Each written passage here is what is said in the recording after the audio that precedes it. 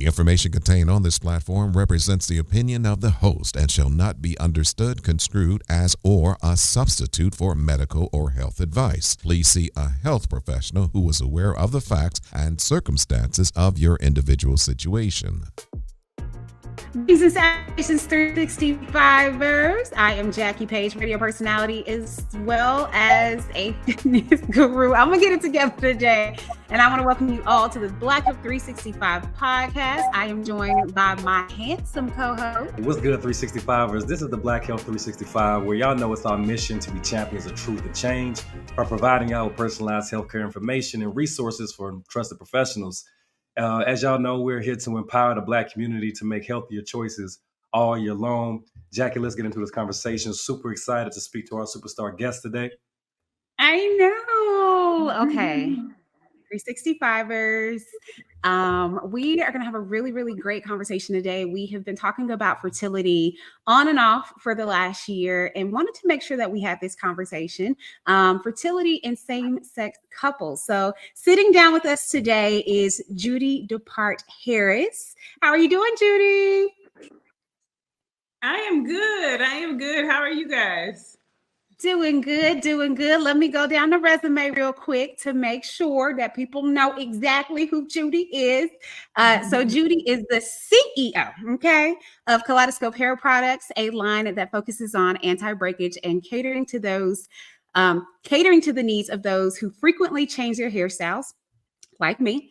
She also stars in the WeTV docuseries Brat Loves Judy alongside her partner, rapper Brat, a series that is notable for its representation of an LGBTQ plus couple in reality TV, a significant step in terms of visibility and diversity. Judy, excited to talk to you today.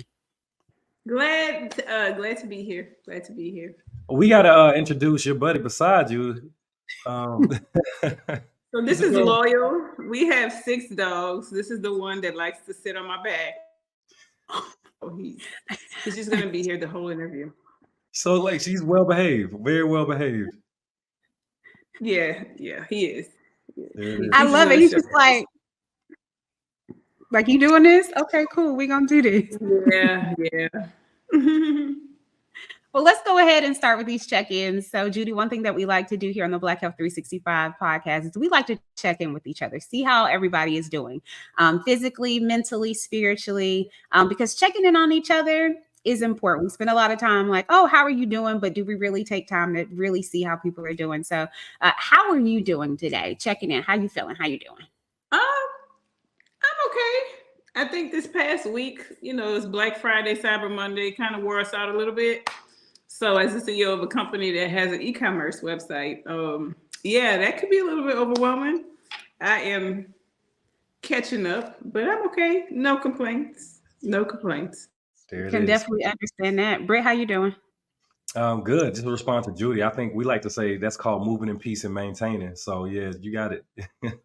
But Jackie, I'm doing as well as I can. As you can probably tell from my voice, I got a little bit of the Barry White still going on. There's something going around. So everybody 365ers, take your vitamin C, take care of your immunity. But other than that, the season is starting to slow down for me in terms of my workload. Been doing a lot of great things in the community, working with a lot of health circles, working with the men to help them get their minds together. But as we're transitioning to December, I just want to chill with my boo. Just take it easy. With that being said, Jackie, what's going on with you? It's the chill with my boo for me. I am doing good. No complaints like you. Things are slowly and surely starting to wind down at the station, which I'm really excited about. It'll be good to just have a few weeks where I literally don't have anything to do. So really looking forward to that. But yeah, things are calming down and I'm getting a second to breathe right before the top of the year kicks off. So no complaints here. All is well. Well, right now we're transitioning into the holiday season, and the holiday season comes with a lot of things, a lot of cheer and joy. It also can come with stress, anxiety, family, or whatever that may be. But it also comes with giving to others and shopping. And so, we like to do our articles. We really read a very concerning article that kind of makes sense. But the article pretty much was talking about how shopping carts have more bacteria than toilet seats, which is crazy if you think about it, right? Because we're all out here shopping. How often do you take out the time to actually wipe that sharpened card down? It's concerning. So, Judy, I love your face right now. So, according to the Washington Post, they actually did a test swab of 85 shopping carts, and out of the 85, 72% came back with some type of fecal bacteria on it. And the article says that a lot of it just comes from cross contamination, like when you're in the grocery store and you pick up meat and then you put it in the shopping cart, or babies and diapers and things. People don't wash their hands. People don't wash their hands. I'm happy that I shop online. There it is. I'm happy that I get groceries brought to the door. That is scary to even think. It's very scary. But how do you fix that? How do you, as a shopper, fix that though? Do you then now bring wipes? So the article suggests that you should wash your hands before you go shopping. Try not to touch your face while you're shopping. And if there are wipes available, wipe things down. And then when you get to a place where you can wash your hands again, like once you're done shopping, wash your hands again. I can't remember the last time I went into a store and saw wipes by the shopping cart. Like during the pandemic, huge. Now, I go over to pull a wipe and there's nothing there but air. So yeah, it's definitely been the case of what I've seen. So 365ers, please take care of yourself. Wash your hands. Stay vigilant. Stay alert, because people don't wash their hands out here. We haven't learned anything from the pandemic. Oh my God. Take care of yourself. Hygiene is vitally important. Well, Judy, we're really, really excited to speak with you for so many reasons. You've lived such a dynamic life.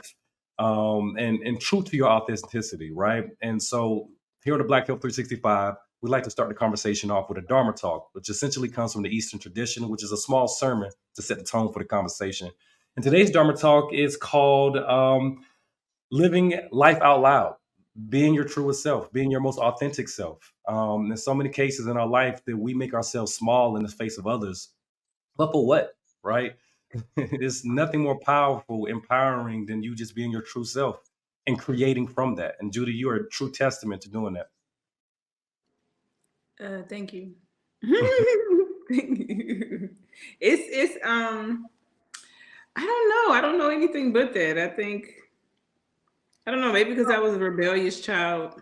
I just, it's just kind of who I've been, this journey. It wasn't really like a mission. It's just, if that's what the hell, that's what I'm doing. That's what I want to wear. That's what I'm wearing. That's what I want to say. That's what I'm saying. Yeah, that's just it's kind of who I am. And it's worked for me. So there it is. And I don't think it has to necessarily be some deep philosophical mission or anything, but the fact that you can stay true to yourself intuitively, that speaks to people, and people gravitate towards that. And that's definitely manifested throughout your business. Yeah, I also think that probably the industries that I've been didn't have to conform, like being in the beauty industry, if I'm doing hair, I'm talking to my client, but I don't have to be somebody different. So I didn't, I've never really worked corporately. So I don't think I've had to be put in a box. That's a very interesting point. Right. When people go to do certain things or have to work at certain places, they have to be a certain way. And I think maybe I just had a blessed, background to see that. I don't think I would have fit. I think I would have broke the box or got put out. There it is. Yeah. I think for a lot of Black people specifically, we struggle with this double consciousness, feeling like we got to conform in certain spaces. So it's definitely a blessing to do what you love in a space where you can be your most authentic self intuitively. So that's really dope. Well, and I gotta add really quickly, we love seeing you do that. We love seeing you be authentic. We love your transparency and your honesty throughout every journey that you've gone through and are going through. We love seeing that, which is part of the reason why we wanted to talk to you today. One of the journeys that you have been open about more recently has been the fertility journey, you and Brat. You've talked about, finding a donor and going through this journey with Brat. So we're really excited to kind of get into that today with you. How did you, at what point in time did you and Brat say like, hey, you know what, we want to have a child. We want to do this thing. When we first got together, we talked about it, but she had 6 dogs, which now we have 6 dogs, but she had 6 dogs. We both had really busy schedules. We was like, I don't know. And then in 2021, I was doing a launch of one of my hair product collections. And somebody on the team had this great idea that we say we're going to extend the family. So we would announce that we're extending the family. And when that happened, like we recorded a whole full campaign and everything. But when we announced it, it went so far and so many people reached out to her and so much stuff. I never launched a campaign, by the way, never ever released a video. But at that point, it was like, we started talking, we started, now this is a forced conversation because whether we want to talk about it or not, it's in our face. And we didn't think about, as we were launching this campaign that was for Kaleidoscope or trying to launch this thing that was for Kaleidoscope, because that was part 1. A video was supposed to follow for what we were launching. It was an ultrasound on my belly and it was going to be the hair products. Never released the video ever, right? So as people were reaching out to her and as she was getting all of these special messages, she was like, but what if we do want to do it? And I'm like, if we do want to do it, we got to talk about it now. Because girl, we in our 40s, like this can't be something we can wait 4 and 5 years to talk about. So let's talk about it now. And from there, we started doing our research, doing the doctor's visits, learning a lot of different things, and just trying to figure out if we are going to do this, the best way to do it. You mentioned when you and Brat were having this conversation, one of the things that came up was you both being in your 40s. And I feel like as women, one of the things that we hear a lot is, oh, well, once you hit a certain age, like you can't have a baby or you shouldn't do that. Was that ever a topic of concern between you and Brat? Yes. Is that a conversation that you both had with the doctor? Yes. So what happens, which I know we all take like, what is it, chemistry? Or whatever it is that you learn about your body in high school. You take that and you learn some of these things, but none of this stuff do you like. Once you reach a certain age, your egg amount and egg quality drastically diminishes.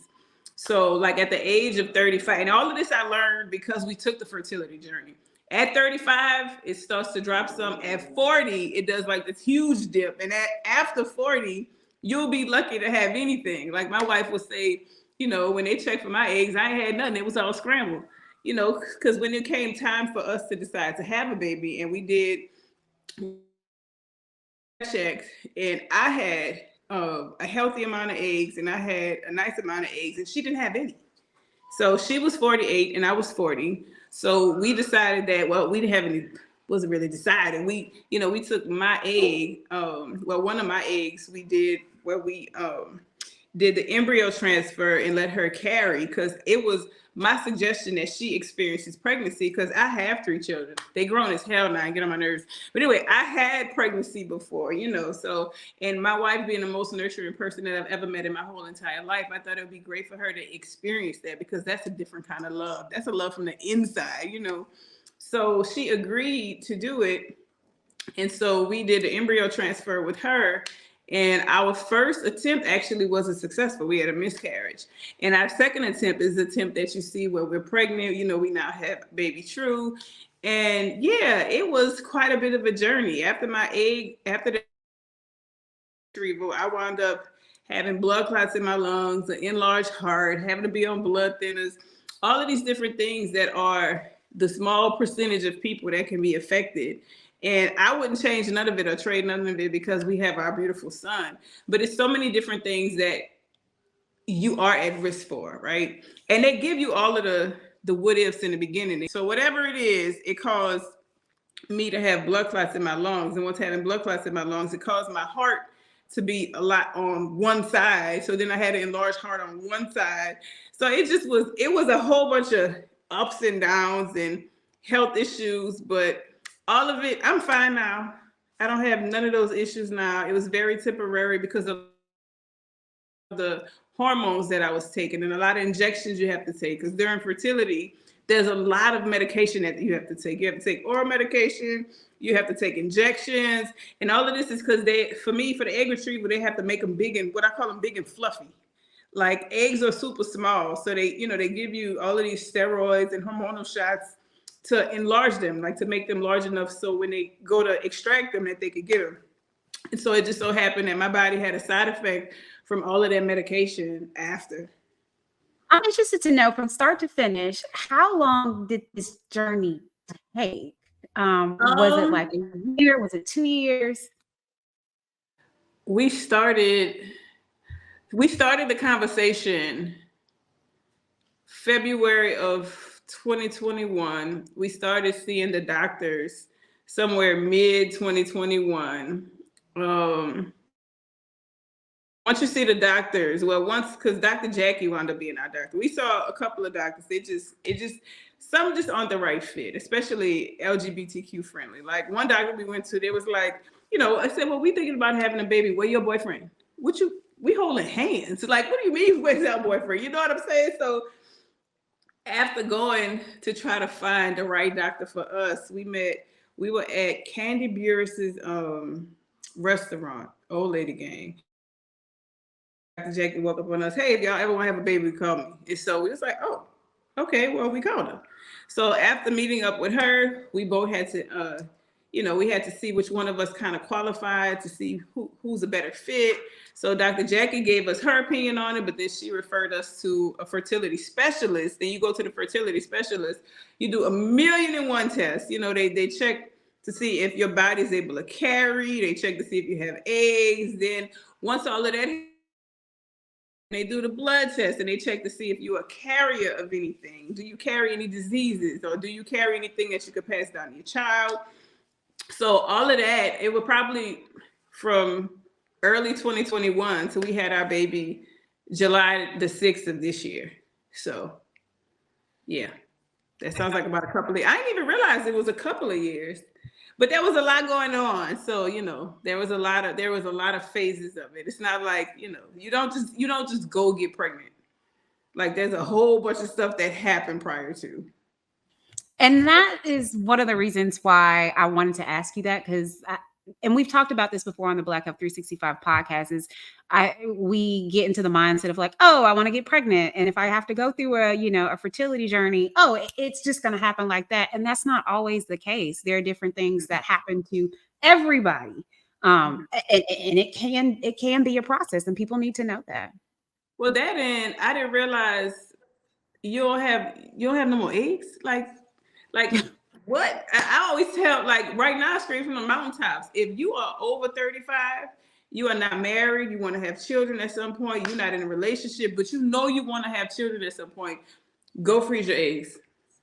Go freeze your eggs. Because if you can't get them back, they go away. They don't go visit somebody else to come back. Like they go. Like there is, and then when you talk about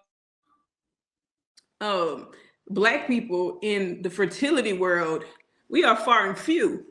They have a very small amount of Black sperm donors. They have a very small amount of Black egg donors. So the egg donors are smaller than the Black sperm donors. So if the sperm donors is this much, imagine the egg donors. So if you can, when you can, and you want to have a child, I do suggest people freeze their eggs because, yeah, they be gone. That was one of my questions, actually, you just touched on. What was your process like finding and selecting a sperm donor? Oh my God. That stupid shit made headlines. I'm sorry. So I'll tell you this. On our journey, we didn't even learn that Black sperm donors were far and few until we got to that point. Like we didn't learn that, before we took the eggs out. None of that did we know. And then when I did the blood test, I told you they do the blood test to see if you carry anything. I'm a carrier of 4 different things. So let's just say I go to a cryo bank and there's 17 different 100 sperm donors. I have to now enter in these 4 things and they have to be negative of or not a carrier of the thing. So you go to the cryo bank, 1,700 donors.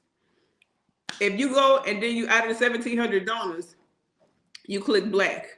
Then you go and you add the things. As you add each of them, it's going down. So our personal journey, when that happened, it went all the way down from 1,700 to 1. And then in the 1, there was a small, because they also have people, they don't have to show their picture. They can give limited information. So what, in our criteria, we wanted to be able to see a photo. We wanted to have more information. Like, we wanted to be able to have, because some people have records of their history so far back. I nutted in a cup. You gonna buy it or you not? You know? So respectfully, all of these cryo banks take probably great sperm, but we wanted to know about our donor. So when that became the case, it was a hard decision on, okay, so now what do we do? We're here, what do we do? So now now we have to take the black thing off, and we have to open it up to see how many out of the 1,700 are there. And now out of the 1,700, it's down to 26. And of the 26, there's Caucasians, there's Asians, and then there was, I want to say this right, but I don't want to say it wrong. I think is it Mexican or Spanish? So we have a mix of those. So then it's like, okay, so now which one are we going to pick from here? So from there, to have a healthy baby, we like, who's the perfect candidate? So I was like, let's put in the health stuff. Let's put in maybe some height stuff, and let's just try to figure out with this, who can we find that has the right amount of background information? Who can we find to have, so we have a healthy baby, and let's just get over this hurdle? Because it was like I don't know, like I'm black. You know what I'm saying? Like, I have black parents. I never thought, I hadn't thought about anything outside of that. The first instinct was, let's call the fertility clinic and say, do you have any other references? You know, they gave us 3 or 4 references. And every time we went to one of these different cryo banks, we experienced the same thing. So then we say, you know what? Let's do some shopping.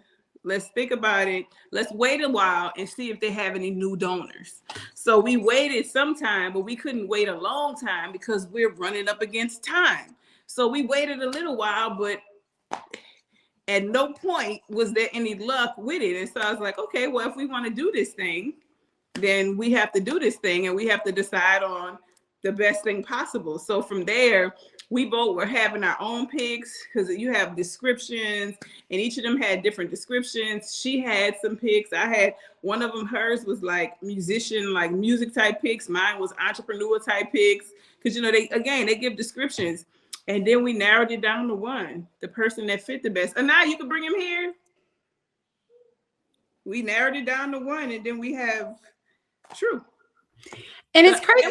When I tell you, I was so mad at them hairlines. I was like, y'all don't even realize. You can go type in the California Cryo Bank and type in, you know, you can see that it's like right there. Oh, see, look at you. Oh my God. Say hi. Say hi. No, say hi. But you know, it's interesting.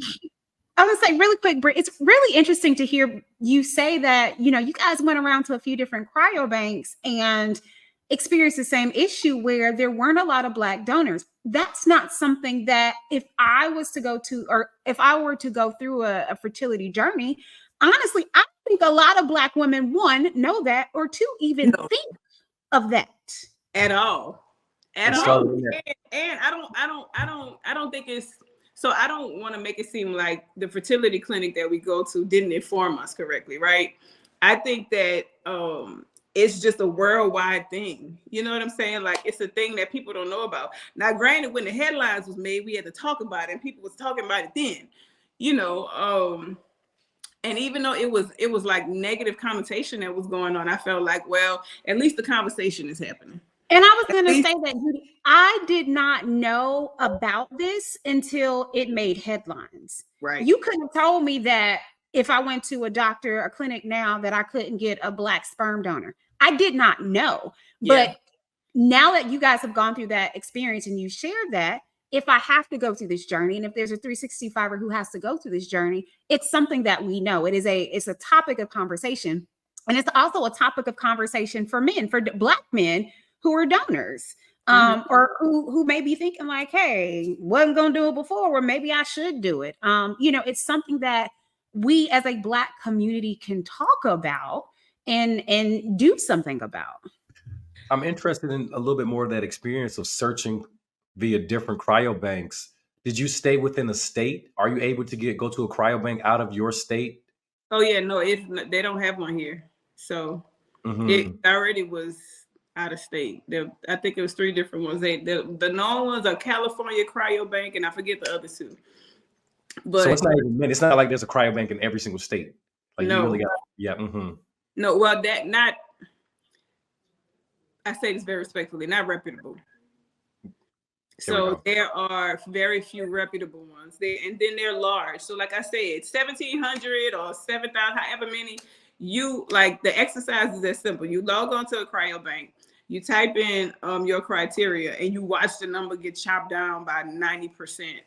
Simply putting in race. You know what I'm saying? Like literally, you watch the number get chopped down. That has to be a disheartening experience.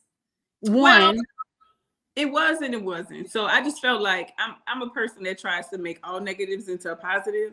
So I felt like when we went into this thing, even though we thought it was going to be something, as long as we have a healthy, loving baby, that's exactly that's what we're going for. Did I think it was going to be this? No, I did not think it was going to be this. Am I going to stop because of this? No, because we still want to have a baby. All of this stuff has happened. I don't think I was, because when that stuff happened to me, I was hospitalized for like a week or 2. I don't think I was in the hospital for no reason. I don't think, my wife had a miscarriage for no reason. Like we hadn't got that far yet, but I don't think we've gone this far for nothing. I think we supposed to continue. And if this is what we want, this is what we want. If we have hurdles along the way, we just have fucking hurdles along the way. And we just figure it out. Because no matter who the sperm donor was, I still think my child is as Black as me. There it is. Okay. That's a period. That's what I feel. Do you guys happen to have a midwife or a doula to assist in the pregnancy process? We had actually talked to Erykah Badu in the beginning. I don't know if you knew this, but she calls herself a Badula. So she helped with Summer Walker, right? Right. So, but we wound up, by the time we actually sat down and considered it, we was so far along. We probably were like 7-8 months. So we was like, okay, no. But we thought about that in the beginning, but no, it just was Dr. Jackie and Dr. Asimoto over at Hope Fertility that kind of went along the way, along with, because we were older and high risk, we had to go to a maternal fetal specialist once a month, and then closer to the end of the pregnancy, we had to go once a week. So we had to go, and all that is that you go get a fancy ultrasound once a month to make sure the baby is growing how he or she's supposed to, making sure the organs are progressing how they're supposed to, that nothing else is wrong. So Brat loves Judy. You guys have shared a lot of your life on the show. Will we get this part of your life on this show as well? Yes, Brat Loves Judy, the baby special. We let them in. You get to see the first days of they have the hospital footage. They get the first time we breastfed. They get to see us deciding on a nanny, a manny or not. Us deciding on if we want to have more kids or not, and if so, how we're going to do it or not. You get to see family dynamic. You get to see us kind of having difference in religious views and what we're going to do with our son. Y'all get a lot in these 5 episodes. Ready for it, okay? Definitely ready to see it. It's gonna be some good stuff. Well, as we close, Judy, we like to do what we call a What's Your 365, pretty much a takeaway for the conversation. If you could give any piece of advice for a couple starting or expanding their family with all these fertility methods, what would that advice be? To not give up and to not believe the stigmas that's out there or the things that people have said. I feel like our pregnancy journey shows that damn near anything is possible because my wife birthed our child at 49. So just do your research. Make sure you're going to a doctor that supports you, your lifestyle, what you're trying to do. And yeah, go for it. Don't be scared. As Britt would say, well said. Is that what you say, Britt? Well said. There it is. There it is. That's what I'm looking for. There it is. Judy, thank you so much for just sitting down and being, as you always are, open and transparent with us in the 365ers. If people want to connect with you on social media, if they want to watch the special coming out, if they want to get into Kaleidoscope, everything you have going on, how can they do that? So you can watch Brat Loves Judy on WeTV. It airs Thursday, November 30th, and it's on every Thursday, 9/8 Central, WeTV, and the streams are all Black. And you can follow me or follow my journey on social media at The Real BB Judy, and it's DAREALBBJUDY. Thank you, Judy. 365ers, as always, if you have something that you want us to dive into, something you want us to cover, hit us up on social media at Black Health 365. Again, that is Black Health 365. I'm Jackie Page. You can find me on all social media at Love Jackie Page. And you can find me at all social media at profitfitness.life. As Judy said, never give up on being an advocate for yourself. Peace, namaste, and love.